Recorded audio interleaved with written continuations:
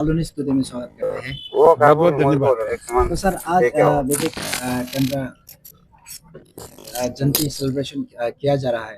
तो ये जो आप लोग का प्रोग्राम है इसका बारे आप थोड़ा बता दीजिए, इसलिए मनाया जाता है। ये विवेकानंद जयंती के अवसर पर उसको आपको पता होगा कि पूरा देश पे इसको नेशनल यूथ डे के प्रकार से मनाया जाता है। तो हर साल विवेकानंद केंद्र हम लोग इधर traditional dance and drama competition organise करते हैं और ये हर जगह पे होता है, हर डिस्ट्रिक्ट में होता है। तो आज ये आलो में ये प्रोग्राम हुआ है, बहुत ही अच्छा प्रोग्राम गया है। दोनों ट्रेडिशनल डांस और ड्रामा और बहुत यूथ लोग और बहुत बुजुर्ग लोग भी पार्टिसिपेट किया है। तो प्रोग्राम बहुत अच्छा गया है और हमारी कोशिश ये है कि हमारी जो इंडिजिनियस सिस्टम्स है, जो हमारे रीति रिवाज है और जो हमारे तौर तरीका है उसको प्रिजर्व किया जाए किसी तरह से। तो हमारा यूनिक फीचर ये है कि इस ट्रेडिशनल डांस ड्रामा में हम लोग रिकॉर्डेड म्यूजिक अलाउ नहीं करते और जैसे हमारे पूर्वज करते थे उसी तरह से हम प्रेजेंटेशन करते हैं। तो इस साल भी हर डिस्ट्रिक्ट में ये प्रोग्राम हुआ है और हर साल हम लोग करते हैं, जैसे मैंने आपको बताया है। तो अगले साल और जोर से हम करेंगे बोल के हमारी आशा है। तो लास्ट टाइम का जो ऑर्गेनाइज किया था उसमें भी मेरे भी साथ ये सर का साथ भी घुमा, बहुत अच्छा लगा क्योंकि जो हम लोग का जो ट्रेडिशनल है, जो कल्चर है उसको प्रिजर्व करने के लिए आप लोग इतना मेहनत कर रहे हैं। तो सर देखा गया है कि आज भी यूथ पार्टिसिपेट इतना कम है।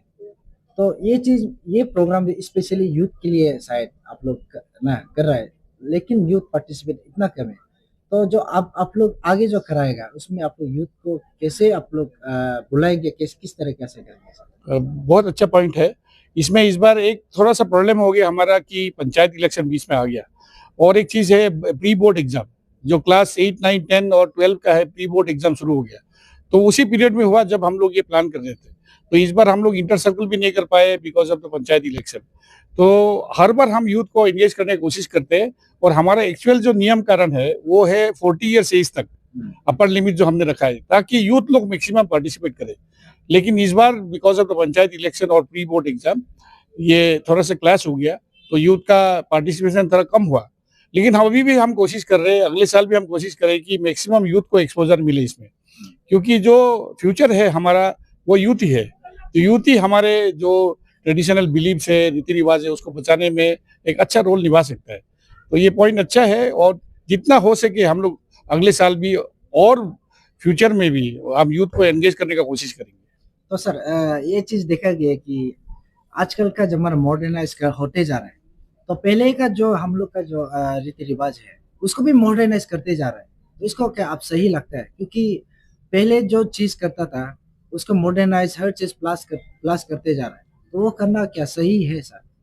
एक्चुअली मेरे हिसाब से जो अभी बहुत कुछ चेंजेस हुआ है मॉडर्निटी के हिसाब से, म्यूजिक आ गया, नया इंस्ट्रूमेंट्स आ गए हैं और चेंजेस हुए। चेंजेस भी होना चाहिए, ऐसा नहीं कि चेंज नहीं होना चाहिए, लेकिन अपना जो रीति रिवाज जो हमारे पूर्वज करते थे उनको भी याद करना हमको जरूरी है। और एक्चुअली हम ध्यान से अगर हमारे ट्रेडिशनल बिलीव्स और रीति रिवाज को देखेंगे तो बहुत रिच है, वो साइंस के समान एडवांस्ड है। और उसको डीपली अगर हम देखें तो बाकी धर्म से कोई कम नहीं है हमारे जो इंडिजिनियस बिलीव्स है। तो उसको और जितना हम जानेंगे, जितना हम पहचानेंगे, उतना हम सीखेंगे। मेरे हिसाब से जो हमारा बिलीव्स है वो सही में सनातनी है। तो सर अभी बहुत सा मिस कॉन्सेप्ट हो रहा है कि कल्चर और रिलीजन को लेके, क्योंकि ये आदमी लोग क्या होते हैं कि कल्चर अलग है, रिलीजन अलग है। तो इसको आप कैसे डिफाइन करना चाहिए? हम लोग जो बात करते हैं वो कैसे हम लोग इंडिजिनियस तौर तरीकों को बचा सके, प्रिजर्व कर सके, क्योंकि हमको लग रहा है कि धीरे धीरे से जैसे लैंग्वेजेस भी मर रहा है उसी तरह से रीति रिवाज भी मर रहा है। क्योंकि मॉडर्निटी से आजकल जो मॉडर्न तौर तरीका आ गया, इंटरनेट आ गया है, मोबाइल्स आ गया, लैपटॉप्स आ गया है, उससे ये डर है कि जो हमारे इंडिजिनियस बिलीफ वो खो जाएंगे। तो उनको इतना रिच है, ये वर्ल्ड इतना डाइवर्स है और ये डाइवर्सिटी को प्रिजर्व करना बहुत ही जरूरी है।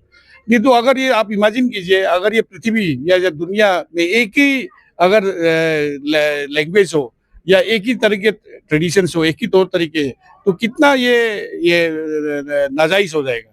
तो मेरे हिसाब से जितना डाइवर्स हो, जितना डाइवर्सिटी को हम बचा सके तो उतना अच्छा होगा, क्योंकि उसी में ये वर्ल्ड का जो हमारा जो यूनिक कैरेक्टरिस्टिक्स यही है कि वो डाइवर्सिटी को हम लोग बचा सके।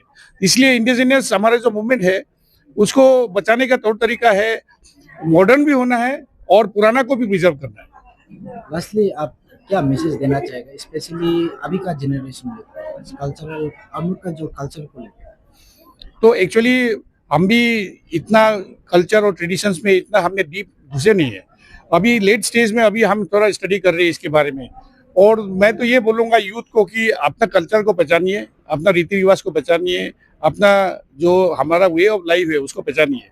उसमें एक यूनिकनेस है और उसमें एक बहुत ही अनेक उपलब्धियां है जो बहुत ही फायदेमंद है।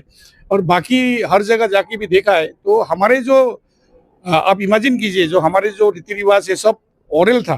दैट मीन्स कोई रिटर्न स्क्रिप्ट नहीं था हमारे पास और कोई गुरुजी नहीं था, लेकिन उस जमाने में इतना रिच था हम लोग का। तो ये यूनिवर्सल है, टाइमलेस है और इसको प्रिजर्व करना बहुत ही जरूरी है। और जितना हम लोग यूथ को इन्वॉल्व कर सके और केंद्र की तरफ से तो ये एफर्ट है ही है कि यूथ को जितना हो सके, तो अगर गवर्नमेंट सपोर्ट भी हो तो अच्छा है, इसको हम बचा सके तो, क्योंकि ये डाइवर्सिटी हमारे दुनिया में जो है उसको बचाना बहुत जरूरी है। Thank you sir. धन्यवाद।